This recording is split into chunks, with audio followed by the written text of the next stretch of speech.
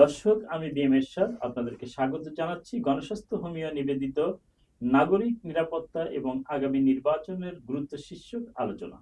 আমাদের এসবিটিভির স্টুডিওতে আজকের আমন্ত্রিত অতিথি হিসেবে আমাদের সঙ্গে যুক্ত হয়েছেন এম মামুন রাজ, চেয়ারম্যান বাংলাদেশ নিরাপদ পার্টি। অন্যদিকে আছেন বাংলাদেশ সম্মিলিত সমমনা পার্টির মোহাম্মদ হোসেন হাওলাদার। যে আপনাদের উভয়কে আমাদের স্টুডিওতে স্বাগত। আপনারা কেমন আছেন? ধন্যবাদ, আলহামদুলিল্লাহ আমি ভালো আছি। এবং আরো ধন্যবাদ জানাচ্ছি এসবিটিভিকে আমাদেরকে এই আজকের এই অনুষ্ঠানে আমন্ত্রণ জানানোর জন্য। ধন্যবাদ, আমরা ভালো আছি। আমাদের এসবিটিভিকে ধন্যবাদ আমাদেরকে এই স্টুডিওতে আমন্ত্রণ জানানোর জন্য। জি এম মামুন রাজ, শুরুতে আমি আপনার কাছে আসব। আমরা জানি যে ঠিক নির্বাচন তফসিল ঘোষণার একদিন পরেই জুলাই যোদ্ধা এবং ইনকিলাব মঞ্চের মুখপাত্র ওসমান হাদিকে হত্যার উদ্দেশ্যে সন্ত্রাসীরা প্রথমত গুলি করেন এবং তিনি আহত অবস্থায় ঢাকা মেডিকেল সহ মালয়েশিয়ার একটি হাসপাতালে চিকিৎসাধীন অবস্থায় সিঙ্গাপুরের একটি হাসপাতালে চিকিৎসাধীন অবস্থায় তিনি মারা যান এবং আজকে আনুষ্ঠানিকভাবে তাকে সমাহিত করা হয় কাজী নজরুল ইসলামের কবরের পাশেই। তো এই যে নির্বাচনের আগে যে সংঘর্ষ সংঘাত একের পর এক হয়ে চলছে, জনমতের একটা আতঙ্ক যে আমরা আদতেও সুষ্ঠুভাবে নির্বাচনে ভোট দিতে পারবো কিনা, বা আপনাদের মতো প্রার্থীরাও কিন্তু আশঙ্কিত যে আমরা নির্বাচনের মাঠে প্রচারণায় যেতে পারবো কিনা সুষ্ঠুভাবে। তো সবকিছু মিলে আপনি আপনার রাজনৈতিক দলের প্রধান হিসেবে আপনি এই বিষয়টাকে কিভাবে মূল্যায়িত করছেন? ধন্যবাদ বিএম এরশাদ ভাই আপনাকে। আপনি যে প্রশ্নটা করেছেন আসলে এটা আপনার প্রশ্নটা পুরো 18 কোটি মানুষের প্রশ্ন। সমসাময়িক বিষয় নিয়ে আমাকে যে প্রশ্ন করেছেন, আমাকে আজকে এখানে একজন রাজনীতিবিদ হিসেবে পরিচয় করে দেওয়া হচ্ছে। এখন নিজেকে রাজনীতিবিদ হিসেবে কোথাও পরিচয় দিতে খুব ভয় কাজ করে, কারণ দেশের প্রত্যেকটা রাজনীতিবিদ আজকে মৃত্যু ঝুঁকিতে আছে। গত কয়েকদিন আগে তফসিল ঘোষণা হলো, তফসিল ঘোষণার পরপরই আমাদের এই রাজনৈতিক সহযোদ্ধা, জুলাই যুদ্ধের যিনি যোদ্ধা ছিলেন, শীর্ষ নেতা ছিলেন এবং ইনকিলাব মঞ্চের মুখপাত্র ছিলেন, বাংলাদেশ যুব সমাজের আইকন ছিলেন, তাকে প্রাণ দিতে হয়েছে। তো একটি কথা বলতে হয় যে যারা উপদেষ্টা মণ্ডলীতে আছেন, যারা এই দেশ পরিচালনা করতেছেন, তাদের কাছে আজকে এই অনুষ্ঠানের মাধ্যমে আমি একটি কথা বলতে চাই যে আপনাদেরকে কারা বসিয়েছে, এই বাংলার মসনদে আপনাদেরকে কারা বসিয়েছে একটু ভেবে দেখুন। এই কত মানুষের, ছোট ছোট তরুণ যুবক, এই দেশের সাধারণ মানুষের রক্তের উপর দাঁড়িয়ে আপনারা এই বাংলার মসনদে বসেছেন, কিন্তু তারপরও আপনাদের উপর এই দেশবাসীর অনেক আশা আকাঙ্ক্ষা ছিল। আমি বলবো না যে শেষ হয়ে গেছে, কিন্তু ছিল। কিন্তু আপনারা কতটুকু পরিবর্তন করতে পেরেছেন? আপনারা যে সংস্কারের নামে যে বারবার এই 18 কোটি জনগণকে যে একটি সান্ত্বনা বাণী দিয়ে যাচ্ছেন, এটাই কি সংস্কার? দেশের জুলাই যোদ্ধারা এভাবেই মৃত্যুবরণ করবে সন্ত্রাসীদের হাতে? দেশের রাজনৈতিক নেতৃবৃন্দরা ভয় শঙ্কিত থাকবে? দেশের জনগণ অনিরাপদ থাকবে? এটাই কি সংস্কার? যদি এটাই সংস্কার হয়, তাহলে আমি বলবো যে আপনারা ব্যর্থতার দায় গ্রহণ করে আপনারা অবিলম্বে পদত্যাগ করেন। দেশের জনগণ অতিষ্ঠ হয়ে যাচ্ছে। দেখেন তো, আপনি ভেবে দেখেন তো, এই 18 কোটি জনগণের প্রত্যাশা, এই জুলাই যোদ্ধাদের রক্তের উপর দাঁড়িয়ে আপনারা যে মসনদে বসেছেন, আপনারা আপনাদের সিকিউরিটিটা তো ঠিক হার্ড সিকিউরিটি করে আছেন। একবার ভেবে দেখুন, আপনি নিরাপদ আছেন এবং আপনার নিরাপত্তা বেষ্টনীতে আপনি আবরিত আছেন, কিন্তু একবার ভেবে দেখেছেন যে দেশের জনগণ কতটুকু নিরাপদ আছে? আপনারা তো দেশের পিতা, দেশের জনগণ আপনাদের সন্তান তুল্য। তাদেরকে অনিরাপদ রেখে আপনি কিভাবে ঘুমান, আপনি কিভাবে ঘুরেন, আপনি কিভাবে আপনার নিরাপত্তা ঠিক রাখেন? দেশের জনগণের কথা আগে ভাবুন। আমরা রাজনীতিবিদ নিরাপত্তাহীনতায় ভুগতেছি, দেশের জনগণ নিরাপত্তাহীনতায় ভুগতেছে। দেশের মানুষকে একটু শান্তি দেন। বলা হয় যে 17টা বৎসর দেশের মানুষ যন্ত্রণা অতিষ্ঠ। জাহান্নামের আগুনও মনে হয় এর চাইতে একটু শীতল, যতটুকু জ্বালাময় ছিল এই 17টা বৎসর। জি জনাব হোসেন হাওলাদার, আমি এখন আপনার কাছে আসবো। তো উদ্বেগ উৎকণ্ঠায় দিনাতিপাত করছে। আমরা জানি যে দীর্ঘদিন মানুষ নির্বাচনে ভোট দেওয়ার সুযোগ পায়নি। মুখিয়ে ছিল যে একটা অবাধ শান্তিপূর্ণ নির্বাচন সামনে আসছে, আমরা ভোট প্রয়োগ করবো উৎসব মুখর পরিবেশে। কিন্তু নাগরিকের নিরাপত্তা নিয়ে এখন কিন্তু একটা চরম ঝুঁকির মধ্যে রয়েছে এবং সাধারণ জনগণ কিন্তু মাঠে নামতে পারছে না, কথা বলতে পারছে না। তো এই বিষয়টা আপনি আপনার দল কিভাবে দেখছেন? এসবিটিভির পক্ষ থেকে আমন্ত্রণ জানানোর জন্য এরশাদ ভাই সহ কলা কৌশলী সকলকে ধন্যবাদ। আমাকে যেই প্রশ্ন করা হয়েছিল তা হলো দেশের মধ্যে সব সময় একটা দীর্ঘ 17 বছর পর্যন্ত আমরা কোনোভাবেই ভোট প্রয়োগ করতে পারিনি। এখন সেই ভোটের সময় আসছে, আমরা সাধারণ মানুষ যাতে ভোট ঠিকভাবে দিতে পারি এবং কেন্দ্রে পৌঁছে আমাদের সম্পাদনা করতে পারি ইলেকশনের যাবতীয় কর্ম, সেই হিসাবে আমাদের এখন যেই কাজগুলি হওয়া উচিত ছিল নিরাপত্তার কোনো সুযোগ এখনো আসেনি, যাহা শুধুমাত্র কলা কৌশলীরাই গ্রহণ করতেছেন, আমাদেরকে কোনোভাবেই সুখে শান্তিতে থাকার মতো ব্যবস্থা করেন নাই। জি, জনাব হাওলাদার সাহেব, আপনি কি মনে করেন যে আগামী নির্বাচনটা যথাসময়ে হবে? আপনার দল কি কোনো আশঙ্কা করছে যে নির্বাচনটা আদৌ হবে কিনা বা সুষ্ঠু নির্বাচন আহ, দিতে দেওয়া সম্ভব হবে কিনা? আপনি কি মনে করছেন? দেশের অবস্থার উপরে নির্ভর করে যদি সঠিকভাবে পরিচালনা করা যায় তাহলে সম্ভব। যে মামুন রাজ, যেটা বলছিলাম যে জনমনে কিন্তু একটা উদ্বেগ উৎকণ্ঠা রয়েই গেল। কারণ হচ্ছে আমরা জানি যে দীর্ঘদিন মানুষ ভোট দিতে পারেনি। জাতীয় নির্বাচন হচ্ছে একটা উৎসবমুখর পরিবেশে মানুষ ভোট দেওয়ার জন্য মুখিয়ে থাকে। কিন্তু এখন এই মুহূর্তে সাধারণ জনগণ সহ আপনারা যারা প্রার্থী নির্বাচন করবেন, প্রত্যেকের মনে কিন্তু একটা উদ্বেগ উৎকণ্ঠা রয়েছে, আদৌ নির্বাচন যথাসময়ে হবে কিনা। তফসিল ঘোষণার পরেও কিন্তু একটা আশঙ্কা রয়ে গেছে সাধারণ জনমনে, এবং কেউ কেউ চিন্তা করতেছে নির্বাচনটাকে বানচাল করার জন্য বিভিন্ন ষড়যন্ত্র চলছে।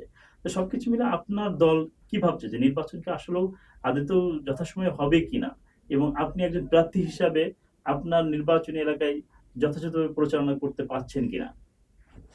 ধন্যবাদ। আপনি যে কথাটি বলেছেন, দেখেন, আপনার কাছে যে প্রশ্নটা উঠছে যে আদৌ নির্বাচন হবে কিনা তফসিল ঘোষণার পরেই, এই প্রশ্নটা জায়গার এটা একটাই, আমার কিছু না, এটা জনগণের প্রশ্ন। জনগণের প্রশ্ন। যাই হোক, তো এরকম আপনার মধ্যে প্রত্যেকটা জনগণের মধ্যে একই প্রশ্ন বিরাজ করতেছে। এর কারণ কি? কারণ এই গভর্নমেন্ট আস্থার জায়গাটা তৈরি করতে পারেনি এখন পর্যন্ত। মানুষের যে আস্থার জায়গাটা সেটা তৈরি করতে পারেনি। যদি আস্থার জায়গা তৈরি থাকতো এই প্রশ্নটা উঠতোই না। আরেকটি কথা বলছেন যে নির্বাচনী প্রচারণা। আমি ঢাকা 18 আসনে এবার পার্লামেন্ট নির্বাচন করতেছি, কিন্তু আমি এখনো মাঠে ঘাটে প্রচারণা করতে আমি সাহস পাচ্ছি না। দেখেন, আরেকটি কথা আপনি যেটা বলেছেন যে নির্বাচনী প্রচারণার ক্ষেত্রে আমরা কতটুকু অগ্রসর। আমরা বাংলাদেশ 20 দলীয় মানবতা জোটের আমি একজন মুখপাত্র। সারা বাংলাদেশে আমরা 300 আসনে প্রার্থী দেওয়ার প্রক্রিয়াধীন আছে, কিন্তু কোনো প্রার্থীকে আমরা এখন পর্যন্ত মাঠে কাজ করার মতো প্রচারণা করার জন্য বিশেষভাবে অনুমতি দিতে পারতেছি না। কারণ যতক্ষণ না নিশ্চিত হব যে আমরা নিরাপদ, ততদিন পর্যন্ত আমরা এই ঝুঁকি আমরা নিতে চাচ্ছি না। কিন্তু তারপর একটি কথা বলা হয় যে কার কাছে কি যাব। এই গভর্নমেন্ট শুরু থেকে যেহেতু আমাদের নিরাপত্তাহীনতায় আমরা ভুগতেছি, সংস্কারের নামে যে অপসংস্কার আমাদের উপর চাপিয়ে দেওয়া হচ্ছে। এবং জনগণের নিরাপত্তা বলতে আমরা যে আইনের শাসন একটা কথা বলে থাকি, আইনের শাসন, কিন্তু সেই আইনের শাসনটাও কিন্তু আমরা এখন সেভাবে পরিলক্ষিত হচ্ছে না। কারণ এক প্রকার মবের রাজ্য হিসেবে পরিগণিত হচ্ছে। কারণ যেখানেই আমরা দেখতে পাচ্ছি মব সৃষ্টি করে আইনকে প্রশ্নবিদ্ধ করা হচ্ছে। তো এমতো অবস্থায় আপনি কি চান, সরকারের কাছে কি চান? সরকারের কাছে যদি বলতে হয়, এক কথা বলতে হয়, সেটা হচ্ছে সরকারের মেরুদণ্ড চাই, শক্ত একটা মেরুদণ্ড চাই, যে মেরুদণ্ড উপর ভর করে সরকার রাষ্ট্র পরিচালনা করতে পারে। দেখেন, আজকে প্রত্যেকটা জায়গায় আনাচে কানাচে প্রত্যেকটা জায়গায় আইন বহির্ভূত কাজ হচ্ছে। কোথাও মানুষকে পুড়িয়ে ফেলা হচ্ছে, কোথাও আন্দোলন করে জ্বালাও পোড়াও পাকড়াও করে দেশের জনগণকে অনিরাপদ রাখতেছে। তবে আমি এখানে একটি কথা বলবো, কথাটা অপ্রাসঙ্গিক, তারপরে বলি। সারা দেশে যত রাজনীতিবিদ আছেন যারা দেশের সেবার ব্রত নিয়ে কাজ করে যাচ্ছেন, তাদেরকে একটি কথা বলবো যে আপনারা যারা দেশের জনগণের কথা বলেন, জনগণকে ক্ষতি করে, জনগণকে কষ্ট দিয়ে জনগণের কথা বলার কোনো রাইট আমি। আপনি কি আশঙ্কা ফিল করেন যে আগামী নির্বাচন যথাসময়ে হবে না বা হবে, এটার ভিতরে কোনো আপনার দ্বিধাদ্বন্দ্ব সংশয় আছে? হ্যাঁ, দ্বিধাদ্বন্দ্ব সংশয় আমার আছে, কারণ বর্তমানের উপর ভর করে ভবিষ্যৎ নির্ভর করে। তো বর্তমান যে পরিস্থিতি চলতেছে দেশে, যে আপনি আইনের শাসন ব্যবস্থার কথা বলেছেন, দেখেন দেশের প্রত্যেকটি প্রত্যন্ত অঞ্চল থেকে শুরু করে সারা দেশব্যাপীতে মব সৃষ্টি করে যে জ্বালাও পোড়াও আন্দোলন করে যাচ্ছে, এতে করে আইনের শাসন প্রতিষ্ঠা হয়নি। প্রত্যেকটা বিষয়ের উপর এক একটা ইস্যুর উপর দাঁড় করে দেশে আন্দোলন সংগ্রাম করে যাচ্ছে, কিন্তু আইন ব্যবস্থার কতটুকু প্রয়োগ হচ্ছে? আমি মনে করি যে দেশের আইন বর্তমান প্রশ্নবিদ্ধ। আরেকটি কথা বলেছেন যে নির্বাচন নিশ্চয়তা। দেখেন, মানে নির্বাচনে আপনার কোনো সংশয় আছে কি? হ্যাঁ, নির্বাচন নিয়ে আমার সংশয় আছে। যে সংশয়টা হচ্ছে যে আমাদের যারা রাষ্ট্র পরিচালনা করতেছেন বর্তমান, আসলে আমরা তাদের মোটিভটা এখনো বুঝিনি, যে আসলে তারা কি চাচ্ছে।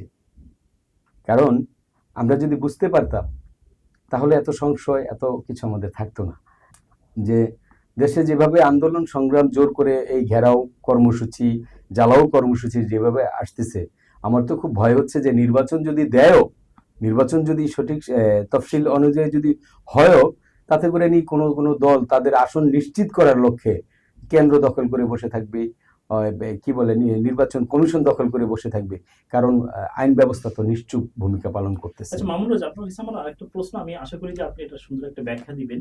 আমরা বিভিন্ন সময় বিভিন্ন রকমের সংঘাতের পরে আমরা দেখতেছি বিভিন্ন রকমের আন্দোলন, এবং সেই আন্দোলনের ভিতরে জ্বালাও পোড়াও ভাঙচুর। কিন্তু আমার কথা হচ্ছে এই যে জ্বালাও পোড়াও ভাঙচুর যেগুলো হচ্ছে, এটা কার সম্পদ ভাঙা হচ্ছে?